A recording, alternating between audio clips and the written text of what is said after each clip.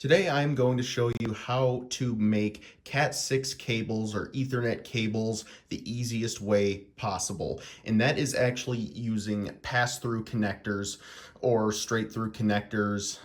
Basically, what you want to look for is that the copper wires can actually go through the top of the connector so that you can look at what they are and make sure that the copper pairs are correct before you crimp it. And it's a lot easier to do it this way because you don't have to try to cut them to the perfect length. You can cut them as long as you need, slip them through, and then crimp it, and then cut the rest of it off. So basically, in order to do that, there are a few things you're going to need, and there are a few optional items. What you're going to need is Cat6 cable or Cat5e. I wouldn't really recommend going with Cat5e at this point. I guess if you just need gigabit, that's fine, but Cat6, especially Cat6a, will give you 10 gig over much longer distances. And this is riser cable. This is UTP, unshielded twisted pair. This works with riser or plenum. Doesn't really matter. It's the same idea. You'll need a pair of electrician scissors, or at the very least, very sharp scissors. We need to make sure that they can give you a clean, even cut. You'll also need a crimper, and you do need specific crimpers because for the pass-through connectors, standard crimpers will not work. So this is a pass-through connector. You can use any one that does pass-through cables that you like, but I will be linking all of this stuff in the description if you do want to use the exact same stuff I have. This is relatively inexpensive, but it does the job. And what I also really like about this one is if you don't have the Pinout memorized, it does show the correct order on here for both 568A and T568B. So those are the required items. Now let's get to the optional items.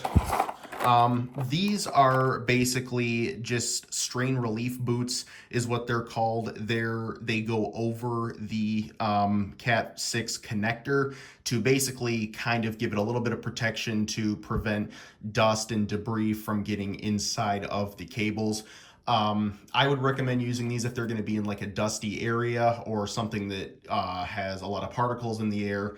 Kind of just make sure that doesn't get in there, but it's not strictly necessary. And if you're just doing like making like short patch cables to connect stuff that's really close together, you probably don't need them. I generally don't even use them because it's just extra time, but best practices you really should, and so I'm going to show you how to do it. Just make sure that you get the right size. These are not actually the right size for this length of or width of cable, but it'll work well enough. These are a little bit too big, and you'll see what I mean later. But other thing that is not strictly necessary but I recommend is a cable tester, because you want to, before you deploy a cable into your network, you want to make sure that it actually works. And this will basically, it has one RJ45 port at the top and one RJ45 port at the bottom, and it will allow you to test and make sure that all of the pairs are terminated properly and that the cable will be fully functional. Because sometimes, even if there are some pairs that are swapped,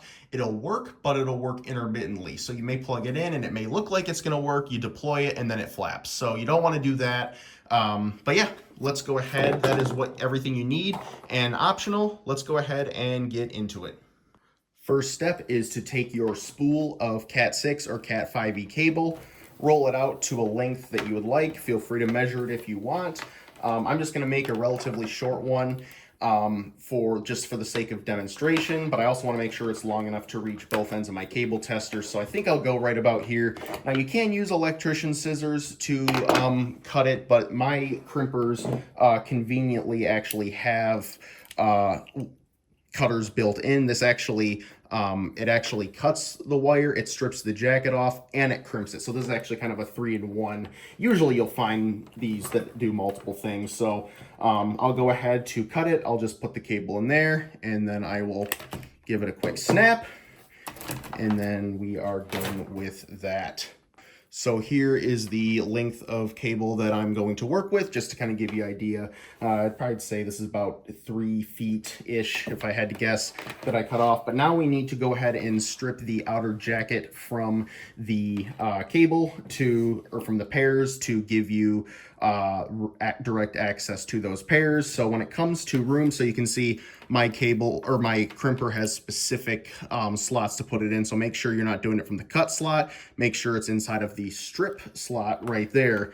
And then basically you want to give yourself about, I'd say a good like 2 or 3 inches, probably about 2 inches is a good length to go ahead and strip the jacket off. So what you'll do is you'll actually press it down firmly, and then you will move it around, because these are designed to go just enough to where it will cut into the jacket, but it will leave the copper wires completely intact. So now if I focus this, you can see right here that there is a little bit of, there's a splice right here, so we can just pull it off.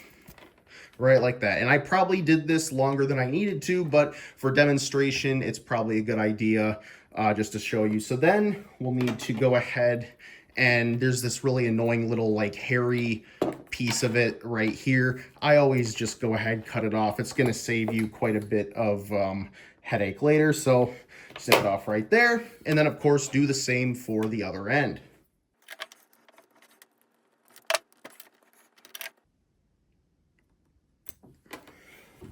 Now we have reached the optional step where if you're using the stream relief boots, you can, we'll need to, if you're going to be using these, you need to get them ready now, or else it's not going to work.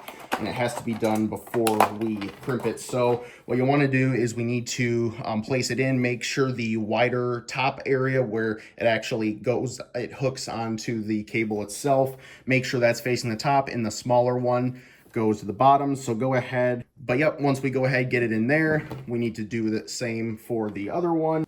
And then I would recommend just moving them to the back, and we'll worry about it later. This is kind of what I meant when I said these were too big. Doesn't really give you they're, you know, the cable's a little small, but these will still work for demonstration, and it would be a fully functional cable. This might just slide around a bit, so that's fine. This part of the process is generally the most tedious, painstaking, but basically what we have to do is we have to unravel every single one of these wires, every single one of these copper wires. Just start untwisting it from the top and go all the way down. As you can see, I have the orange ones done. I'm going to move on to the green ones.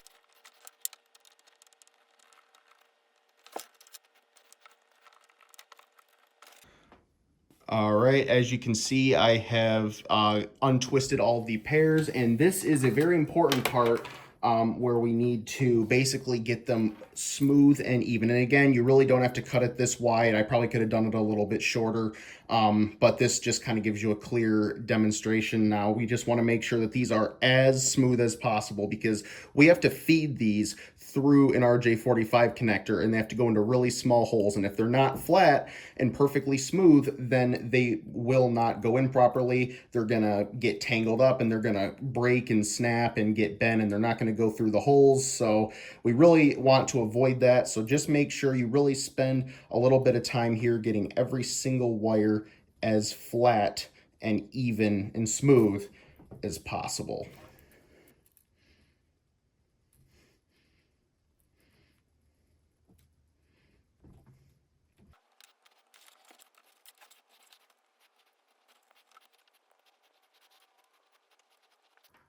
All right, so as you can see, I made these nice and smooth and nice and flat. And of course, if we need to make them a little bit smoother later when we go to terminate it, we can.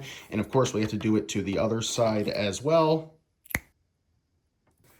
All right, so now what we need to do is we need to get all of these cables together in the correct pinout order so that we can slide it through the Pass-thru RJ45 connector. Again, it has to be pass-through. If you just get the first thing that shows up on Amazon when you search RJ45 connector, it won't work because it won't have this little pass-through thing right here. You can see there's a little bit of a hole down here.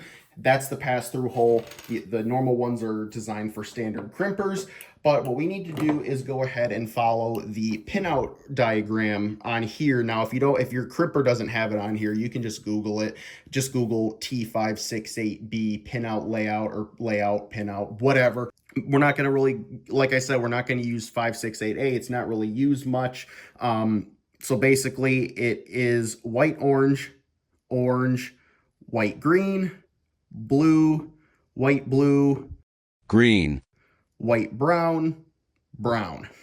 And if it is not in the correct order, it will not work. And it has to be this same order for both ends of the cable. If you do one 568A and one 568B, it'll work as a crossover cable. But for our purposes, it's not going to work. Has to be T568A or T568B on both ends. We're going to do 568B. So this can be a little tricky, but basically you just need to go ahead and line all of them up. Make sure that they are in the correct pinout order.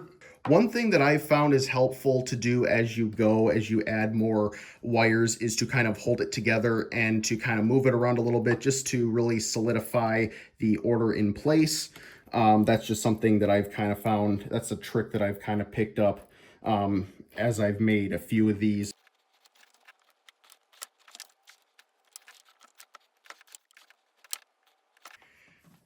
Now, since I did make these a little bit too long, I'm going to go ahead and actually cut it down substantially. Make sure you do a clean, even, quick cut. And there, this will be a little bit easier. So this will be good to work with. I might even end up cutting it a little shorter, but just like that.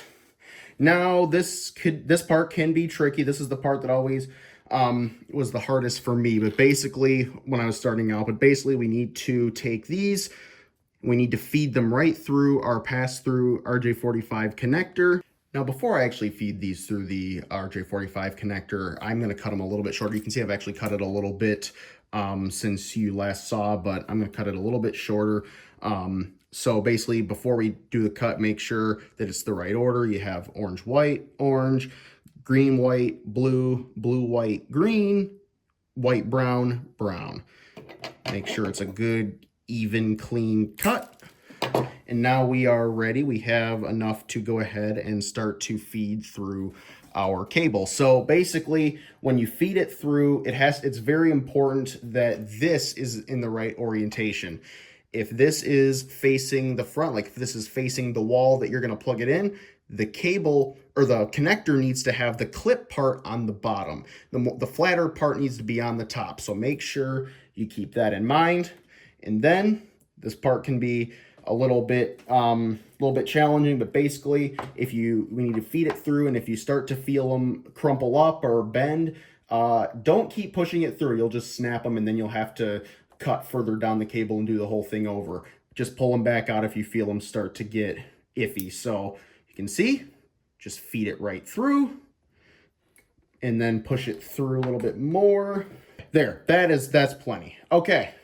So before we crimp it, we need to make sure that these are in the correct order. So we need to absolutely double check. And this is why I love the pass-through ones, because you can actually check and make sure that they're correct before you crimp it, because you just have to guess otherwise, and it's possible that one gets swapped around. It happens a lot. So we'll make sure. So we do have orange, white, orange, green, white, blue, blue, white, green. Yep, that is correct. This is the right order. So now we need to go ahead, give it a good crimp. And you know what I'm actually going to do? I'm going to cut a little bit of this top part off, make it a little bit easier to throw into the crimper. So make sure that it's the right orientation. You might have to do it a few different ways, but basically put it into the crimper, make sure it goes all the way through, just like this. Make sure it's situated, and then we need to give it a real good squeeze. We need to do it fast so that we don't get like random excess at the top that are still half hanging on. And then we just need to give it a good crimp. And you heard that. Pull it out, and there we go. That is the first end. We still got to do the other one, but you can see the first end. And if we look at the top of the cable here, you can see exactly those individual pairs in that order that they need to be in. We need to go ahead, do it on the other end as well.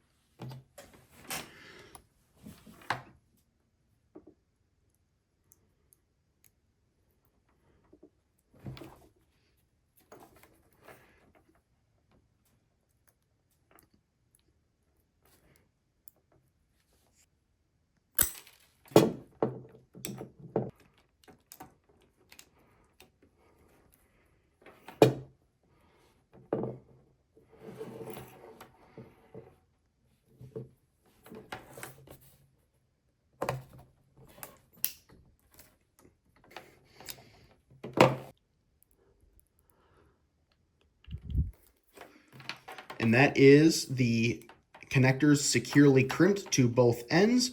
These are not going anywhere. And if you did use these strain relief boots, this is the time to go ahead and put those in. So basically, you'll just kind of attach it, slide it through, make sure that the part above, this is for the little latch, slide that right in there just like that. Do the same on this one. And like I said, these ones are a little bit too big for this cable length, but it'll still work. Basically, the only difference is you might be able to just kind of pull it off, but it should stay loose, or it should stay tight. But other than that, now you could just use this cable as is. You could plug it in, make sure that it works, but there is a reason that I test every cable, and that is it may still work intermittently, even if one of the pairs are swapped. And I want to make sure that I get a pass from a cable tester before I end up deploying this into any network. So we'll go ahead, we'll plug it into one RJ45.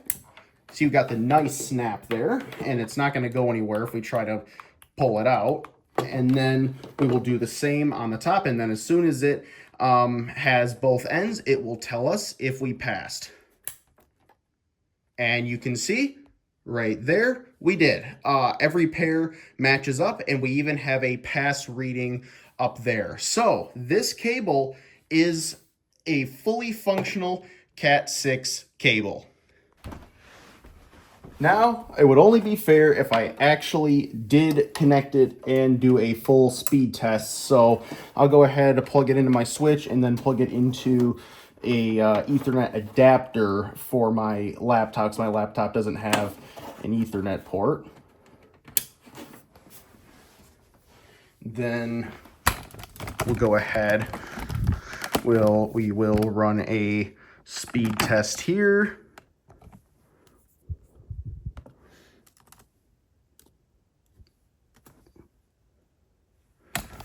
And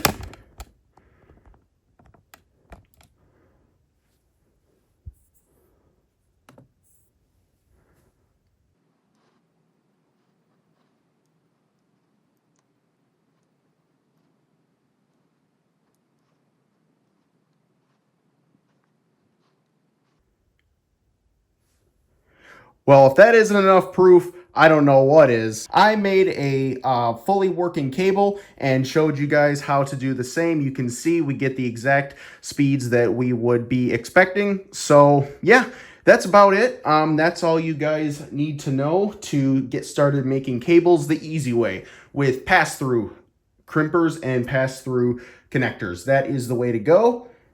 You can see it is fully functional. So anyway, guys, thank you so much for watching this video, and I will see you in the next one. Until next time.